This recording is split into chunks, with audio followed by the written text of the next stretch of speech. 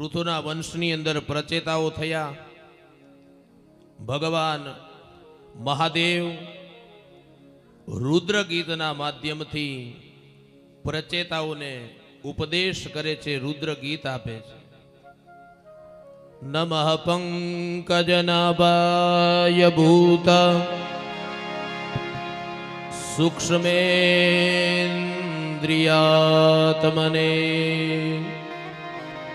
વાસુદેવાય શાંતાય કુટસ્થાય સ્વરોચિષે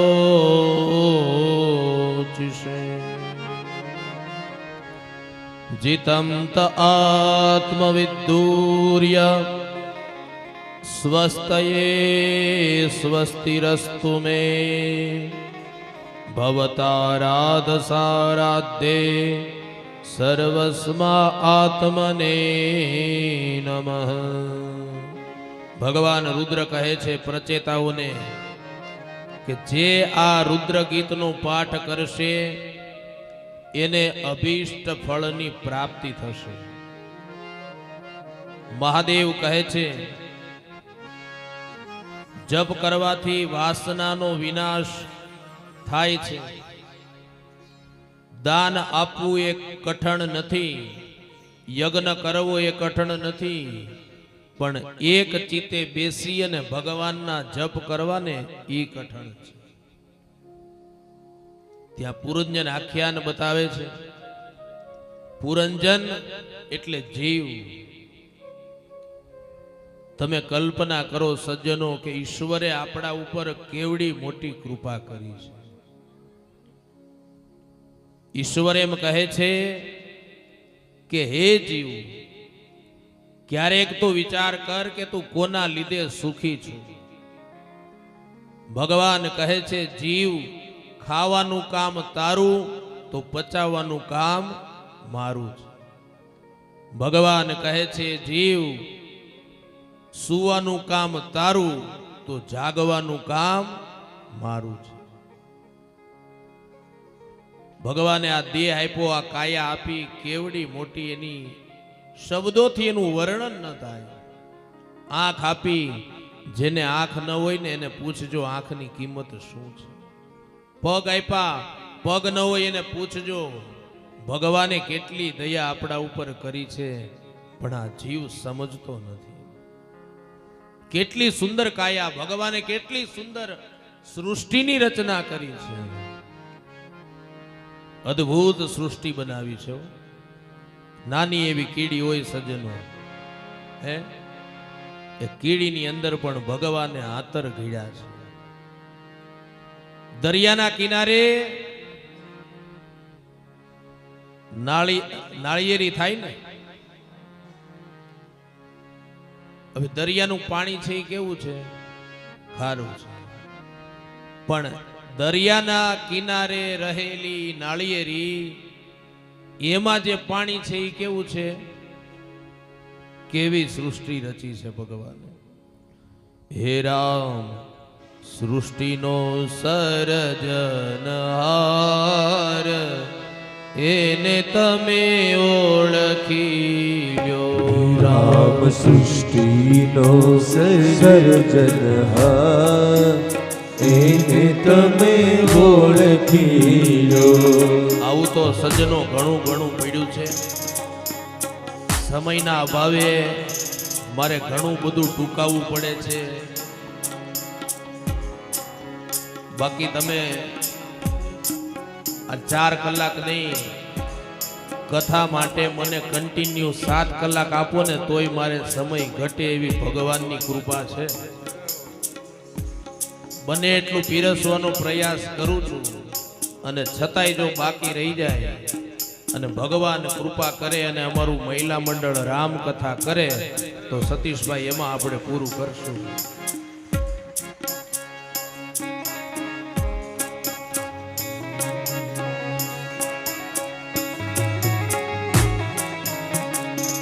જીવ સૃષ્ટિનો સર્જનહાર એને તમે ઓળખી લ્યો. જીવ સૃષ્ટિનો સર્જનહાર એને તમે ઓળખી લો. એવા કીડીના યાતર કોણે ઘડ્યા, એવા કીડીના આતર કોને ઘડ્યા, એવા કીડીના યાતર કોણે ઘડ્યા, એવા કીડીના યાતર કોને ઘડ્યા. એ તો ઝીણી કળાનો જાણનાર, એને તમે ઓળખી લ્યો. એ તો ઝીણી કળાનો જાણનાર, એને તમે ઓળખી લો. રામ સૃષ્ટિનો સર્જનહાર, એને તમે ઓળખી લ્યો. હે રામ સૃષ્ટિનો સર્જનહાર, એને તમે ઓળખી લો.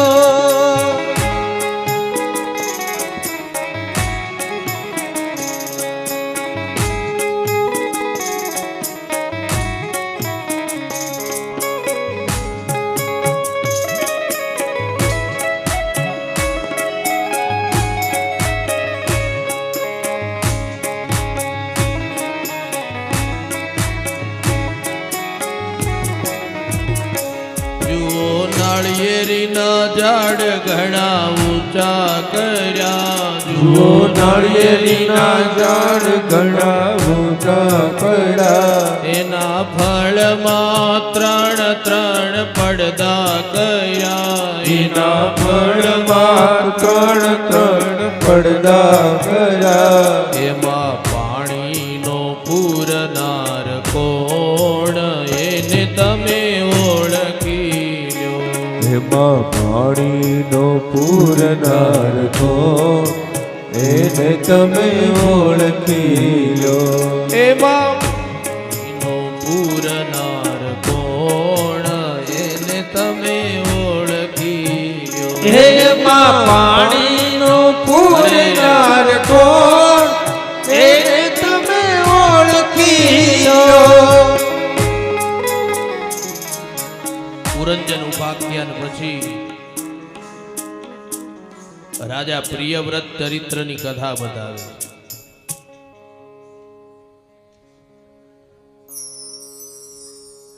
પ્રિયવ્રત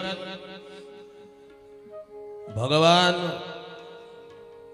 સૂર્ય પોતાના રથના ઘોડાને લઈ અને પૃથ્વી ફરતી જેમ પ્રદક્ષિણા કરે ને,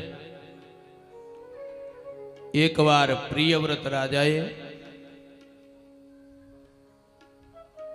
સૂર્યના રથના ઘોડાની પાછળ પાછળ પોતાના રથને જોડ્યો અને પ્રિયવ્રત રાજાએ રથને લઈ અને ચાલ્યા. 7 પ્રદક્ષિણા કરી, 7 ચાહ એટલે 7 ચીલા પડ્યા, એમાંથી 7 દ્વીપ અને 7 સમુદ્રોની ઉત્પત્તિ થાય છે. અગ્નિદ્ર ચરિત્રની કથા બતાવી છે, નાભી રાજાના ચરિત્રની કથા, ઋષભદેવની કથા, ત્યાં શ્રીમદ ભાગવત ભરતજીના 3 જન્મોની કથા બતાવે છે. ઋષભદેવના સૌથી મોટા પુત્ર છે ભરતજી.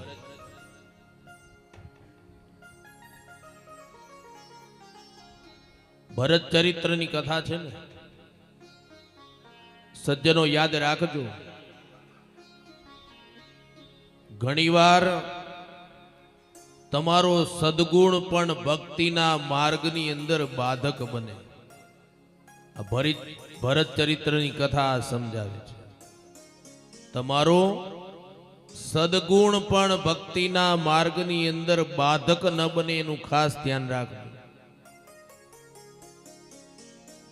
ભગવાનના પરમ પ્રિય ભક્ત ભરતજી યજ્ઞ યાગાદિ કરે છે.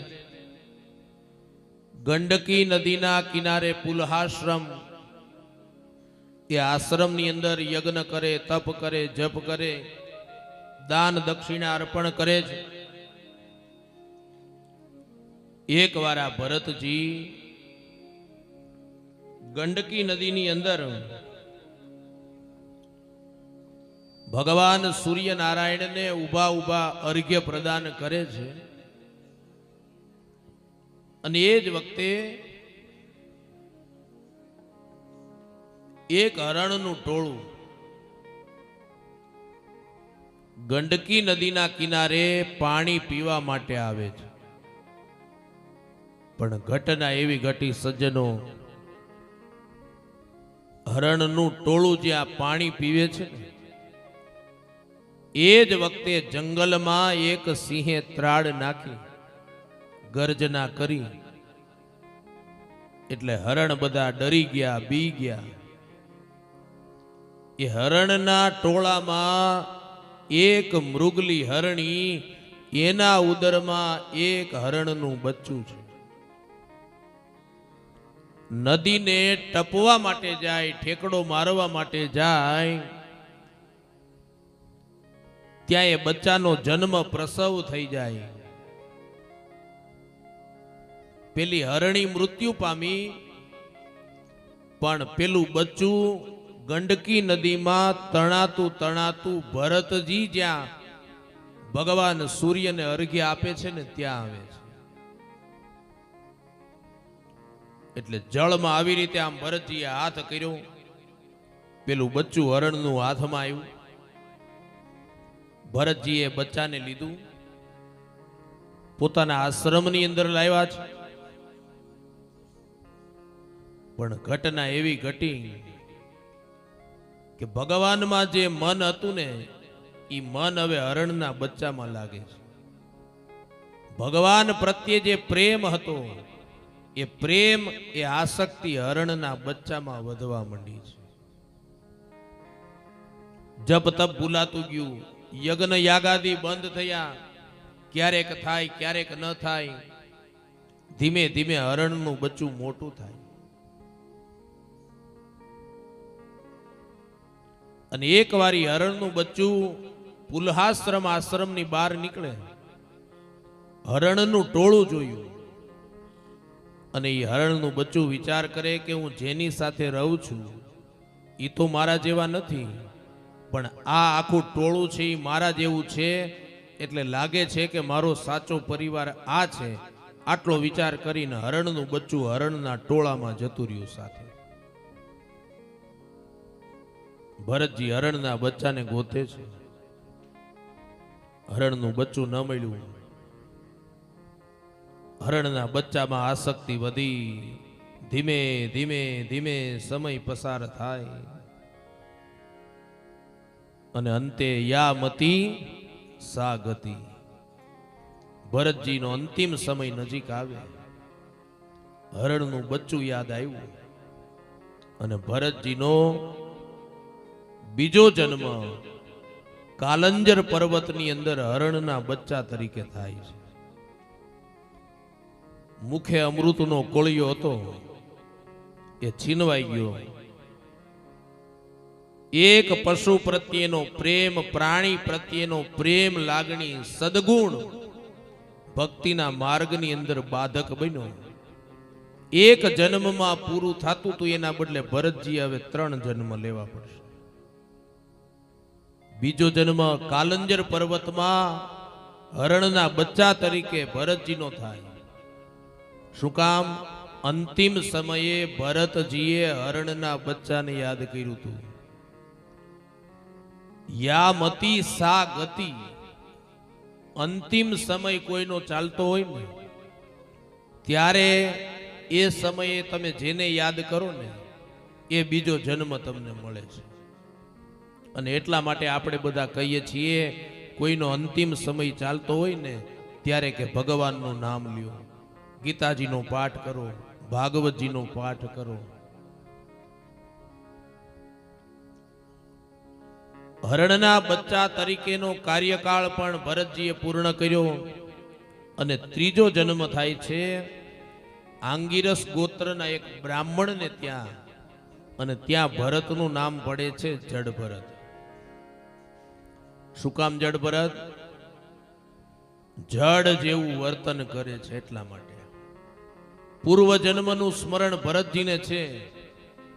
ભરતજીએ નક્કી કર્યું કે હવે પછી મારે આ જીવનની અંદર એક પણ ભૂલ નથી કરવી જેથી કરી બીજો જન્મ મારે ધારણ કરવો પડે. લોકો ભરતજીની ટીકા નિંદા કરે, ભરતજી વિચલિત ન થાય. ભરતજીને એકવાર એના પરિવારે ખેતરનું ધ્યાન રાખવા, વાડીનું ધ્યાન રાખવા મોકલ્યા. ત્યાં અનેક પશુ પક્ષી પ્રાણીઓ આવીને ચરવા માંડ્યા. ભરતજીએ એને પણ ભગાડ્યા નહીં. ભરતજી વિચાર કરે કે આ વાડીમાં, ખેતરમાં જે ઉગેલું છે ને એમાં એકનો ભાગ નથી, આખી સૃષ્ટિનો ભાગ છે. ભરતજીને ઘરેથી કાઢી મૂકવામાં આવ્યા. ભરતજી એક શબ્દ ન બોલ્યા, નીકળી ગયા. જંગલમાં ભરતજી ચક્કર મારે છે, વિચરણ કરે છે. અને એ વખતે રહુગણ રાજા ત્યાંથી પસાર થાય છે. કપિલ મુનિના આશ્રમે જાય છે રહુગણ રાજા, જ્ઞાન ભક્તિનો ઉપદેશ લેવા માટે. પેલાના સમયની અંદર મુસાફરી કરવા માટે વાહનોની વ્યવસ્થા નહોતી. આવા રાજા મહારાજા હોય ને એના માટે પાલખીની વ્યવસ્થા હતી. એટલે 4 જણાએ પાલખી ઉપાડવાની. રાજા મહારાજા એ પાલખીમાં બેસે. રહુગણ રાજા એ પાલખીમાં બેઠા છે.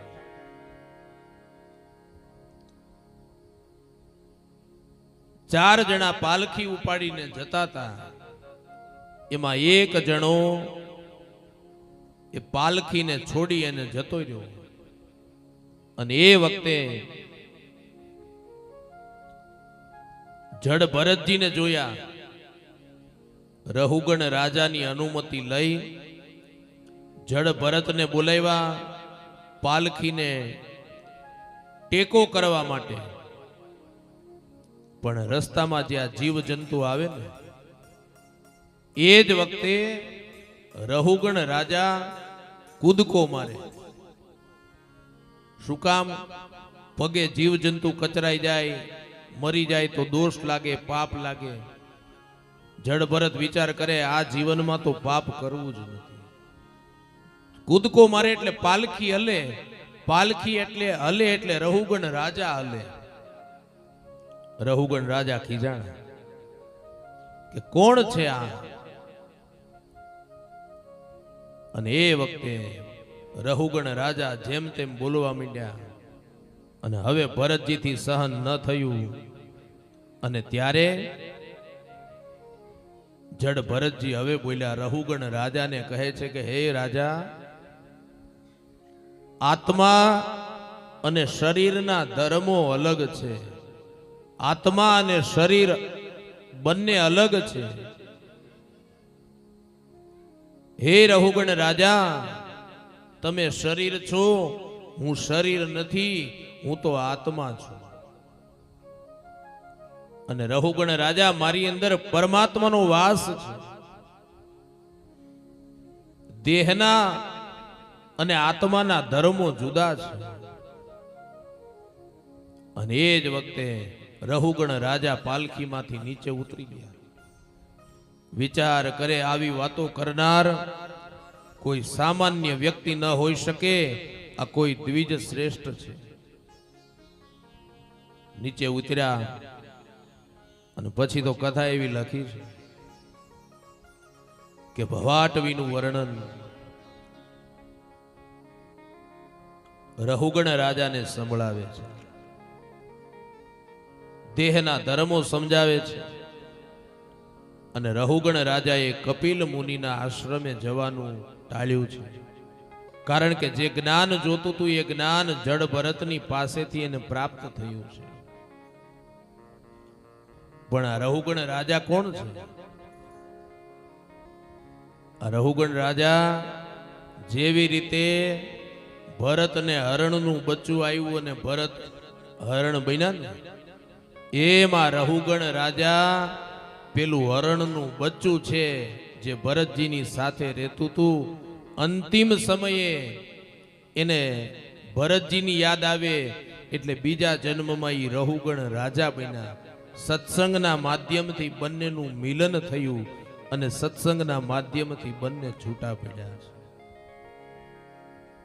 ત્યાં શ્રીમદ ભાગવતની કથા ખગોળ ભૂગોળ જ્યોતિષનું વર્ણન બતાવે છે. બહુ ગહન વિષય છે. પંચાંગના 5 અંગની કથા ખગોળ ભૂગોળ જ્યોતિષનું વર્ણન બતાવે છે. બહુ કઠિન અને ગહન વિષય છે. આપણે એમાં નથી પડવું, પણ એક ઉદાહરણ આપીને એ કથાને હું તમને સમજાવવા પ્રયાસ કરું.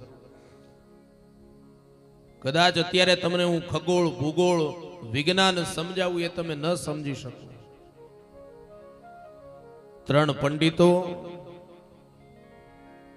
એક નાવની અંદર મુસાફરી કરે છે, દરિયાની અંદર. અને એમાં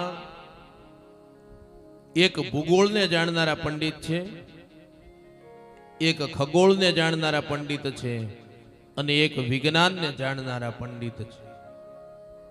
પેલો નાવિક નાવને લઈ અને આગળ જાય. એમાં ખગોળને જાણનારા પંડિતે પેલા નાવિકને પ્રશ્ન કર્યો કે ભાઈ નાવિક, તને ખગોળના જ્ઞાનની ખબર છે? નાવિકે કહ્યું, ભાઈ હું તો અભણ ખારવો, ખગોળ શું કહેવાય મને શું ખબર.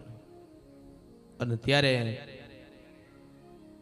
ખગોળને જાણનારા પંડિતે નાવિકને કીધું કે નાવિક, તો તારી 25% જિંદગી પાણીમાં ગઈ. થોડાક આગળ ચાલ્યા. ભૂગોળને જાણનારા પંડિતે પ્રશ્ન કર્યો નાવિકને કે નાવિક, ભૂગોળના જ્ઞાનની ખબર છે? નાવિકે કીધું, ભાઈ અભણ ખારવો, શું કામ મારી મશ્કરી કરો છો? મને ખગોળની નથી ખબર, મને ભૂગોળની નથી ખબર.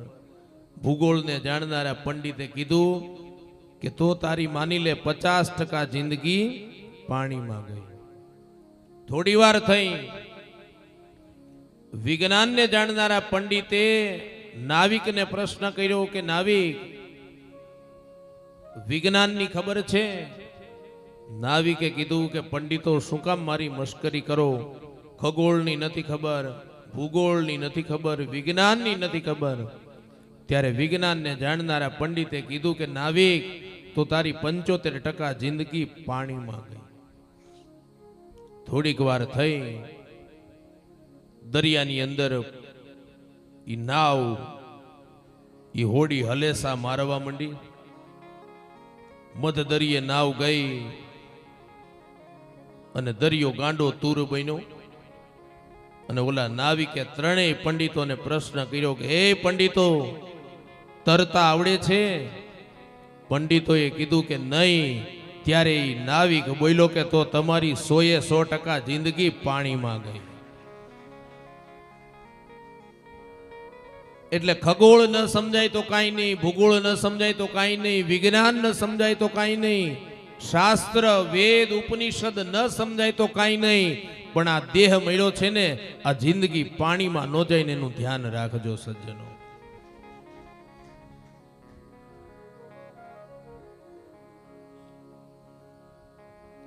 જ્યોતિષ ચક્રની વ્યાખ્યા અને જ્યોતિષનું વર્ણન પણ બતાવ્યું છે. નરકોનું વર્ણન બતાવ્યું છે. શાસ્ત્રીજી, કેટલા પ્રકારના નરકો છે? 28 પ્રકારના નરકો છે. ભાગવતની અંદર 28 પ્રકારના નરકોનું વર્ણન બતાવ્યું છે.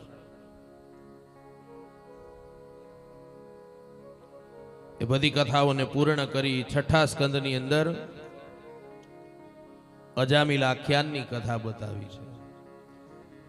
કાન્યકુબ્જે દ્વિજઃ કશ્ચિત દાસીપતિરજામિલઃ નામના નષ્ટ સદાચારો દાસ્યા સંસર્ગદૂષિતા.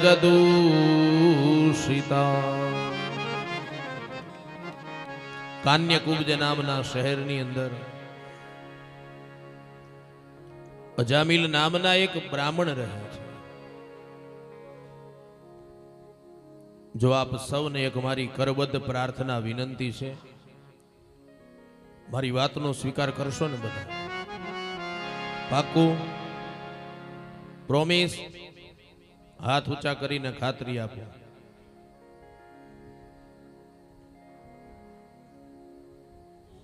મોટી દાવવાળા તૈયાર બહુ. હા, એક મારી વિનંતી છે તમને કે કથાની અંદર કદાચ આજથી લઈ અને અંતિમ દિવસ સુધીમાં 5, 10, 15 મિનિટ 20 મિનિટ મોડું થાય ને તો બધા તમારું સ્થાન જાળવી રાખજો. ઊભા થઈને કોઈ જતા નહીં. સજ્જનો, ઘરના કામ આપણે આખી જિંદગી કરવાના છે. આ અવસર ક્યારે મળે? અને ઘરના કામકાજમાં થોડુંક મોડું થાય તો વાંધો નહીં,